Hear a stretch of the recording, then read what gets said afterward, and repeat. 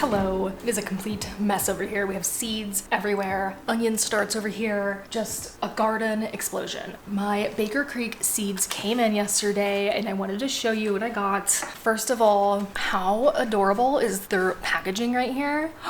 It's so cute. I'm gonna have to keep just this like front part. It is amazing and I love it so much. It says Sapporo Giant No. 4 cabbage and then there's bunnies all over it. I love it. That is so freaking cute. As for the seeds that I got, well, a lot of new ones for sure. First up is artichoke. This is the Colorado Red Star, and apparently it is like an annual. It's bred to be like an annual. So with artichokes, they're like a perennial. So you'll have to plant them the year before, and then the next year you'll finally get some fruiting of it, you know? This one is bred for people who cannot grow perennial artichokes, such as myself in Colorado. So very excited to grow these. They are a little bit smaller. They're like, I think 2.5 to 3.5 inches or something like that. And they do have like a little bit of a red tinge, but I'm so excited. Those are like personal size artichokes. I think I could probably eat 2 or 3 of those in one sitting for sure. The only thing is that it says sow indoor 2 to 3 months before average last frost, transplant to rich, deep, well-drained soil. Seedlings require a chill period. Nights below 45 degrees, but above freezing to produce chokes. So I've seen what people do is like they start these indoors and then they throw them in their fridge for I don't know how long, and then they plant them outside. And I've also seen people skip that step and they still get artichokes. The thing is, I think I can plant these. It's kind of cooler here, although I believe it's gonna be in the 60s, 70s, possibly 80s for the next, 6 weeks until June, and then I don't know what's going on in June, but the nights are mid 40s and they go down to like 35. It's above freezing for sure, although the weather could change at any moment. I don't know, like, do I start these inside and then throw them out there? Like, I don't really know. If you have advice on artichokes, please let me know, because I would like to be successful with them, but I could also just, plant them outside and hope for the best, see what we get, and then next year do the correct thing. So this next one is a melon. This is called the Golden Ginny. It kind of looks like a cantaloupe, and I believe it kind of tastes like a cantaloupe, and it might just be a cantaloupe. I don't really know, but they're kind of shaped like a pumpkin, almost like squat instead of a perfect round sphere. It says that they are short vines that go wild, producing these succulent, sweet 2-pound beauties, early and productive. I really wanted to grow more fruit. Fruit is so damn expensive, and if I could grow things that are expensive to buy, I feel like that's like way more worth it to me. And this looked amazing. I like that it's early and they're only 2 pounds, so yeah, I don't have to wait an entire season to get a giant cantaloupe, and they're sweet. I have a little spot in the garden for these that is next to the compost bin, so I hope that can help with the vining, maybe? I don't really know. I grew cantaloupe in Kansas like a really long time ago, probably 20 years ago, and it needed a lot of space, so I was looking for a variety that wouldn't take up so much space, and I hope this is the one. I have all of the ingredients for kimchi growing except for Napa cabbage.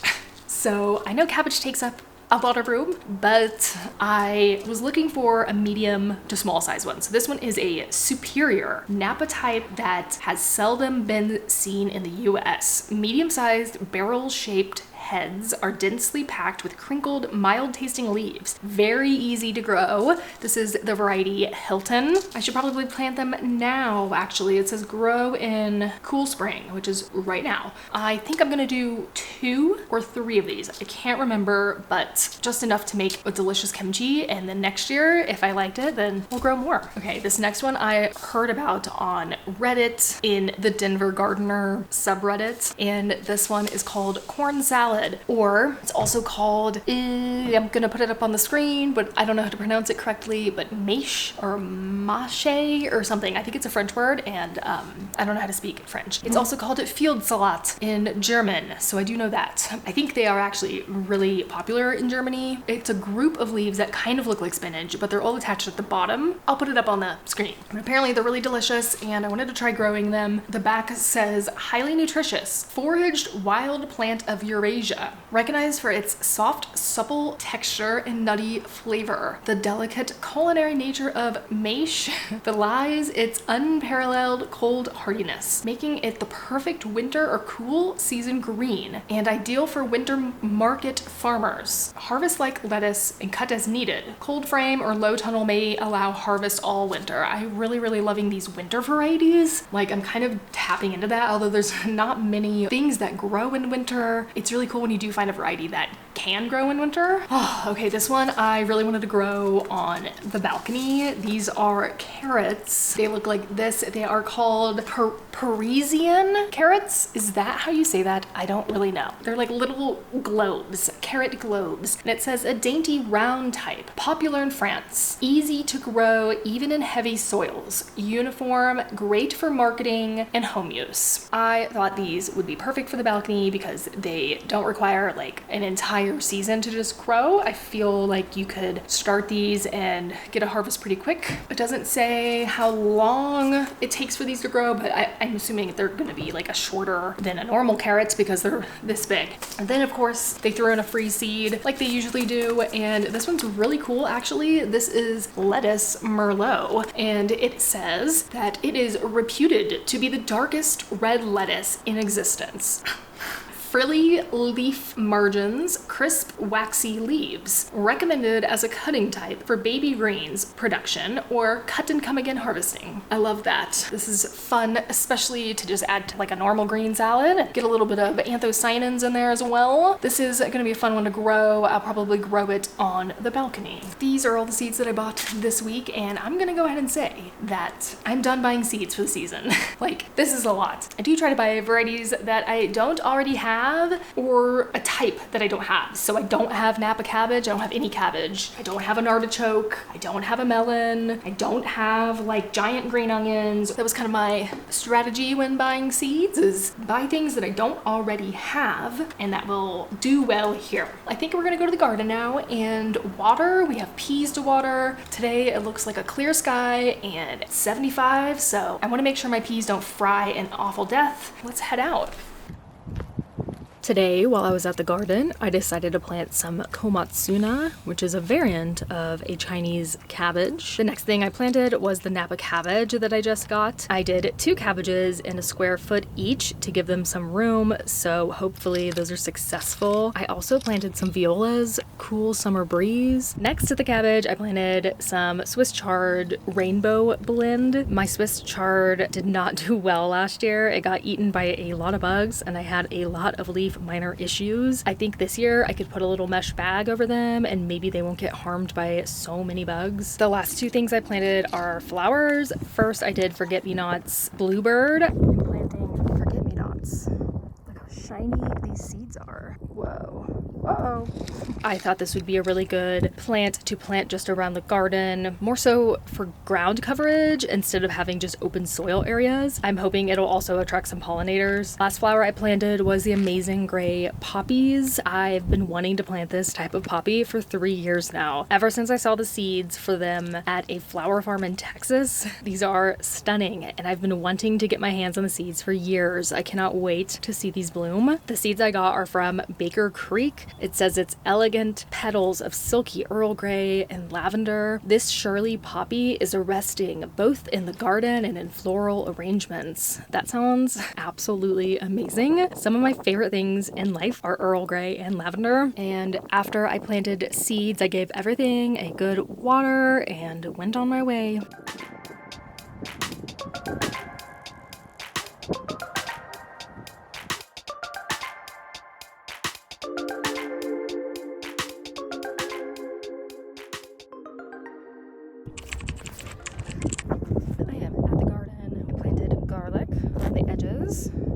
Right here, and I planted it also on the other boundary line. They gave us free garlic at this garden meeting for the community garden yesterday, so I planted it around the edges. Good thing it doesn't take up too much space. Hopefully we get a great garlic harvest in the fall time. Also, while at the garden meeting, they had a raffle. My girlfriend won a sugar snap pea plant, which is so funny because I planted sugar snap peas in the garden already, but now we have an established plant. And then I won this amazing tomato cage. It folds out, it's a square, and the price originally for it is $25, and I got it for free. Oh my gosh. Tomato cages are something that I just don't purchase. I usually build them myself because they're so expensive, but I'm so glad that I won that thing. I'm gonna put it to use. It's big and it's so sturdy, and yeah, it's a good one.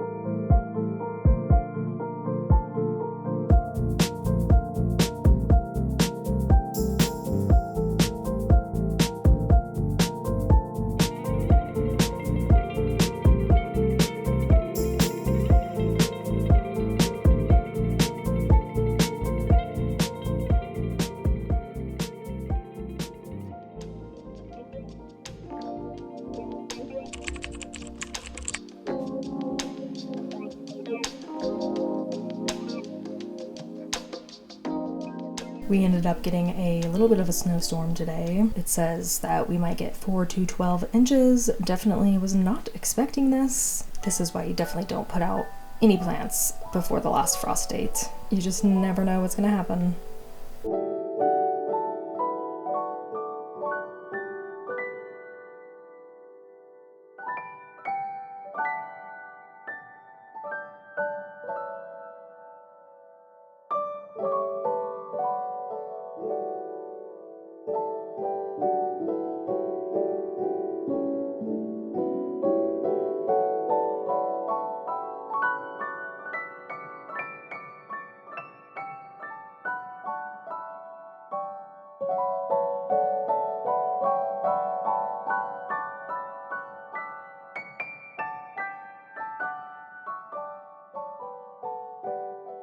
Hello, good morning. I have decided that I wanted to start some kombucha today, and I think I want to make some ginger beer. It's been a little bit, maybe been about a full year since I've made any of that, but I do have a SCOBY that I've been keeping alive right here. Actually, a lot of SCOBYs. It just keeps growing and growing. I haven't filled this with liquid in like months, maybe even a year, I have no idea, but the SCOBYs seem to be just fine in here. I have a ball lid on here that has this little gasket, so the SCOBYs can still get oxygen or release gas or whatever they do. It's just been hanging out in a dark cabinet since then and doing just fine. For the kombucha, what we're gonna do first is just make a really strong, sweet tea. I'm using this mint watermelon flavored black tea because I have not been drinking it and I want to kind of get rid of it. So I figured why not use it in kombucha. I don't think that the mint watermelon will come through very much in the final product. Plus I want to flavor it with my own flavorings whenever we get to that point. So I'm gonna do 3 bags in here. I'm gonna add 1/3 of a cup of white sugar. This is sugar for the yeast and the bacteria. That's what they eat. So it's very important to give them sugar or else they can't do their job. Usually by the end of the fermentation process, that sugar is gone and you can no longer taste it. You can taste the kombucha day by day and see if you like it a little bit sweeter or a little bit more sour. Of course, the longer you leave it, the more sour it gets. Some people like their kombucha really sour and some people like it sweet. So it's just up to you how you like it. And then I'm gonna fill this up with water until it goes above the tea bags. You don't have to fill this all the way up with however much water you're gonna use in your final product. I think I'm gonna be filling this 1/2 gallon mason jar with the kombucha. So I'm going to just heat up this small amount of water, and when this is ready, pour it in here, fill it up with colder water, and then I can put my SCOBY in there. You don't want to put the SCOBY in there when it's burning hot or else you will kill it. So you need to make sure that the temperature temperature is not too hot in your jar here when you put the SCOBY in it. I'm gonna heat this up and just make sure the sugar is all dissolved, and then I'm gonna let it steep for 10 minutes. All right, so the tea is steeped, the sugar is dissolved. I'm just gonna pour it into this jar. And then I'm gonna fill it up with cold water all the way up to maybe here. There's like a little line right there. I'm gonna fill it up to there. If it's not cool enough, then I will stick it in the fridge until it is about room temperature. Yes, it's definitely still warm. I think I'm just gonna pop it into the fridge and let it cool down. As for the next thing, we are gonna make ginger beer. I have a pint jar here, which is about 2 cups. And I'm gonna fill it up with just 1 cup of water. I'm now gonna add 2 teaspoons of sugar to the water. This sugar is also for the fermentation process, for all of the bacteria and yeasts in there to eat and get energy and, you know, ferment things. This is a little ginger grater. You can also use it for garlic. And I have a little knob of ginger here. I am gonna grate ginger until I have about 2 teaspoons, and then I'm gonna add it to the jar. I'm gonna say that's about 2 teaspoons. So this goes in here. Give everything a nice stir. This is our ginger bug starter. It's kind of like a sourdough starter. You keep feeding it every day with ginger and sugar. You do that for about, you can do it for up to, the book says up to a week. Depends on how warm it is. So if you keep a really warm place, then it's gonna be so soon. But if your place is a little bit colder, then it's probably gonna do a week or more possibly, depending on the temperature. And then once this starts bubbling, that is when we will make ginger beer. We like to keep the house around 70, sometimes it's 71, 72. If the sun starts coming in, it's like 76 degrees. It just depends on the day, especially during spring. We keep the door open a lot, so whatever the temperature is outside, it's like a little bit cooler inside, you know? I'm gonna cover this with this little thing here. I believe they call it like a pickle pipe or something like that. It's just like made out of silicone, and it has a little like crisscross on the top to let out gases and whatnot, but nothing bad will be able to get in. And I'm gonna tighten that on with just the ring of the jar.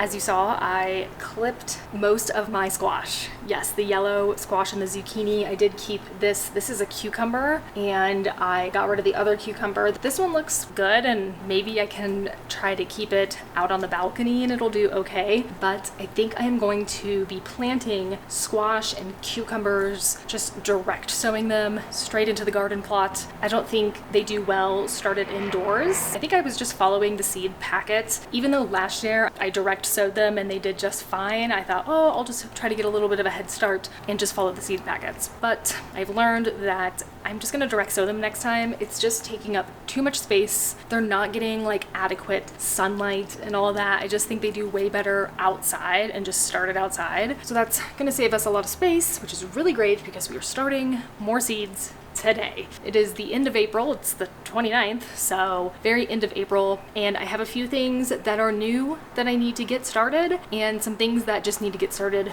now anyway. These are all tomatoes except for this cucumber right here, and they are doing well. These back ones are San Marzano tomatoes. They look amazing, they truly do. And then I have one heirloom right here, which I started I think beginning of April or something, and it's doing well.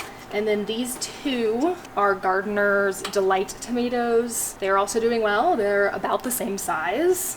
I think that for the setup that I have, which is really not the best indoor seed starting setup, I don't think they have enough light, or like, I'm not really sure. It's what I have and it works, but I think they're doing well. I cannot get these tomatoes out until probably end of May. So they're gonna have to be sitting here for another month or 3 weeks, maybe. It just depends. Peppers, on the other hand, they are on the top shelf up there, and they are doing so lovely for what I've given them. Unfortunately, I can't get those out until June, or maybe even, within the first week of June. We'll have some warm days, like 70, 80 degrees, but the nights still will be dipping into the 40s, like 50s, and some 40s here and there. It's a little scary predicting when to put the peppers out and like the really warm, loving vegetables, because you just never know here. All right, these These are from the squash that I cut. So I'm gonna reuse this soil.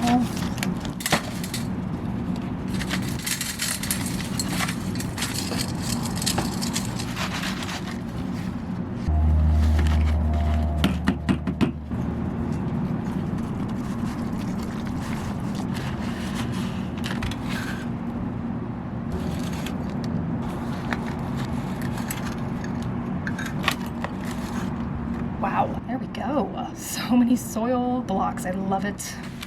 I also have some free space over here that I need to plant things. This is summer savory. It is an herb. I think I'm gonna plant 4 plants. I got a little bit of this last year, but only a tiny bit. These are where the nasturtium used to be. I took them out and put them on the balcony here, and they're doing just fine. I didn't harden them off or anything, and they're still alive, even through the frost we had the other night. So happy about that.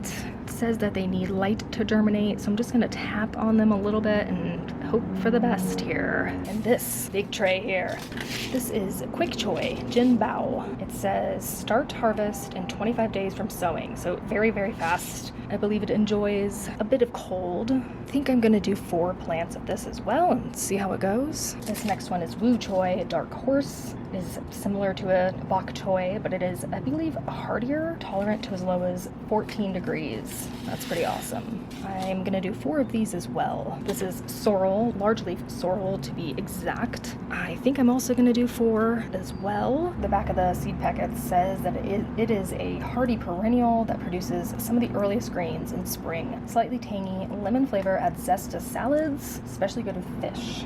Wow. This next one is artichoke, Colorado Red Star. Starting them way too late, so let's hope this works. They are huge seeds. Wow. Very, very big. And for the artichoke, I am also doing 4 of them. It says to space them 18 inches apart, which really isn't too bad. This is time, just normal time. I'm also going to do 4 of them. So I have some extra blocks here, and I found some weird seeds in my collection. That I think I want to plant. This first one is cumin. It's a very, very old seed packet. It expired in 2015. We'll see if anything will come out of it. I will sow it extra heavy here. Still smells really good. This next one is a shiso leaf. I got this so long ago, and I want to see if it'll do anything. Seeds are interesting. The seed packet is from Pinard Plants, and it says green leaf shiso or perilla green. I don't know. We'll see. We'll do 2. Oh, this says used by end of 2016. Okay, not too bad. And then I found 2 flowers. They're both blue bonnets. I have a normal blue bonnet, and then I have one called Alamo Fire, which is like a red one. I got this at a flower farm in Texas. It's called Wild Seed Farms. It was really pretty. See if we can get any of these to sprout. I'm gonna do 3 of the Alamo Fire and 3 of the normal blue bonnet. I've never grown blue bonnets before, or lupins. They do grow well here, so if these will germinate, then I know that at least they will do well in this climate. I'm just gonna knock some of the soil in to cover the seeds.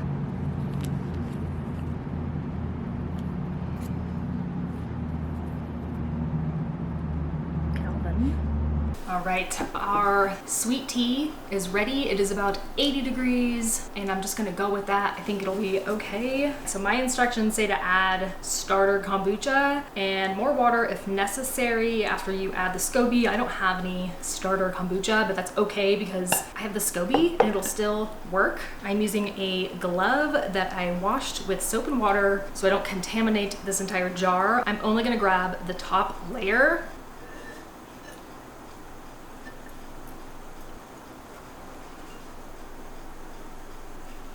There we go. Wow, so beautiful. I'm gonna put this in here. Kind of looks like a ham or something. Nice and healthy looking. And here it goes.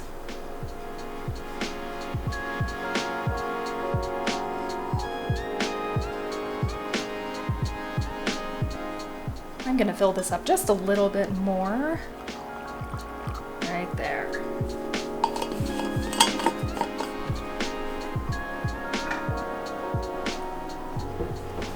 As you can see over here, I am hardening off all the kale and collards. This is their 3rd day out here. They seem to be doing well. This is the pea plant that I won at the community garden meeting.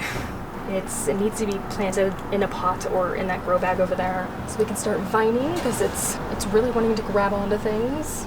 That's the nasturtium that is doing really well. I've been watering it really well and it's doing great. There's some new leaves popping up. Excited to see if that will grow. So far so good. This is the balcony bed. All the sprouts are popping up. They're doing amazing. Wow, look at that. Stunning.